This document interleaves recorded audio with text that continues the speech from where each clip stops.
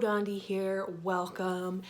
And for those of you that don't follow the news in the US, there was recently another scandal where a white woman was misrepresenting her race and ethnicity in order to get more prominence in activist circles and to get a job as a diversity administrator. And you can look this up. I don't even want to say the name. It's kind of a ridiculously fake sounding name, honestly. But these things are coming to light more and more, and maybe by the time you see this video, there'll be some other new occasion of this. And so I thought maybe it's time for me to address this issue of race faking, or otherwise appropriating or taking on characteristics, appearance, names, cultural signifiers from races, ethnicities, cultures that are not yours, because this is an issue that I have faced. Now, first of all, I am very definitely white. I have never tried to represent myself as something other than white, but I did decide in my 30s to become Hindu and to become a religious Hindu and to live in an ashram in India, in my guru's ashram, and also to take sannyas, to take monastic vows and to live as a Hindu monastic. I am still active with all of these things. I am still interested in returning to the ashram and taking monastic vows again. These things are all very important to me, and as a part of this, I have also legally changed my name to my Sanskrit monastic name that my guru gave to me. And those of you that have been watching my channel for a while will know that previously I used to wear the Bindi, the red dot on my forehead, full time. And it was the kind of thing where I would wake up, wash my face, brush my teeth, put on the Bindi, and go about my day. Let me tell you, that was a very, very interesting experience. For me, it was always really important, and is still important, to wear that, red dot, the red powder, for religious and spiritual reasons, though now I'm only wearing it during religious and spiritual things, which is kind of often, but it's not a full-time thing where I'm gonna wake up and go to the grocery store and put on a bindi. I also felt like it was important for the politics of being visibly Hindu in this society, and to really be visibly identifiable as a religious Hindu person. But let me tell you, this red dot has done very, very strange things in my life that, if you compare a video of me now wearing the bindi versus, an image or a video of me not, I'm visibly very white. I have, a fair skin tone. I have blue eyes. My facial features are very, very English looking, like I'm totally Anglo looking. There is nothing about my appearance that would suggest I am anything other than white. There is nothing about my physical features that would suggest that I am anything other than white.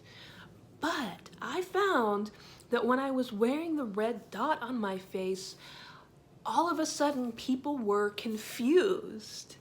They were confused about, what am I? And I would get treated very, very differently wearing the dot versus not wearing the dot. And I always thought that was so strange and revealed something very interesting about whiteness, that if if your status as a white person can be threatened by a small dab of makeup on your face, then the whole white identity must be very, very fragile. Putting this red dot on my face makes people question my whiteness, then I think they should. I think people should be questioning white identity and what that means and what that really is, and what makes someone white or not white, and why that's so important in our society. There are a lot of things we could talk about and think about and interrogate and read about and research on this topic. If this topic interests you, I can get into it a little bit more. All very strange. It's all very, very strange that could so suddenly and so easily become non-white in people's eyes. When we're talking about race fakers or blackfishing, things like that, we get into some really, really interesting areas. Now, the case of, the person that inspired this video was someone that had managed to become very prominent and important in activist circles, in minority cultural circles, and who was working at a very high level on diversity.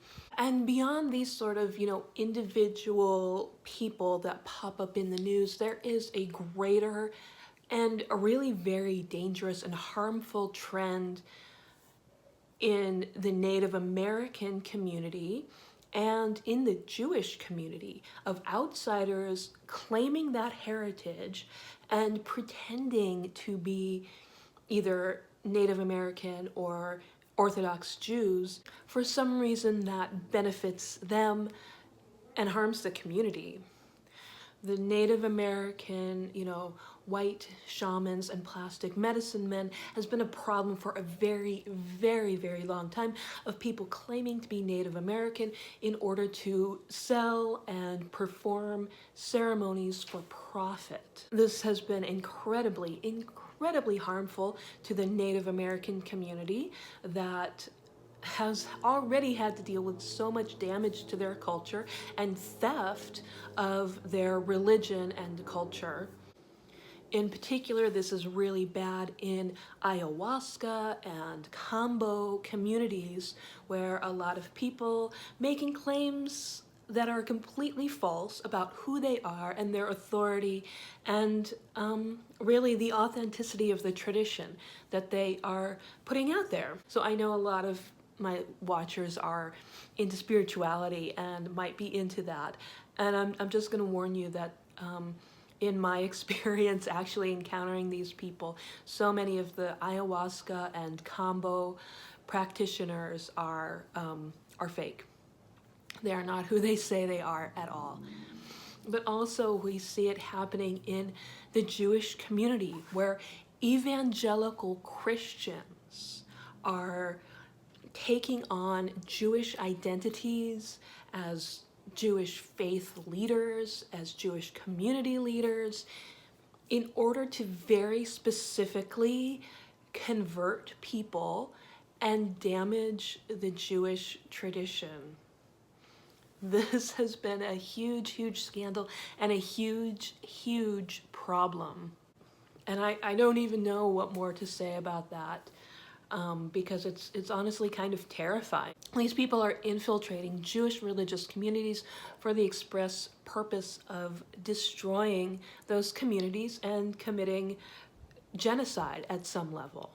If you want me to talk more about race and ethnic relations and being a white ally, my history as a white ally, and other issues of colonization, please leave a comment, because I've been avoiding these topics because they're so controversial. But these are things that I've had to really face, and I've had to really spend some time reflecting on and educating myself about and taking action on. The thing about colonization and white supremacy is that we as the white community have a responsibility to stop these kinds of things and to educate our own community about it.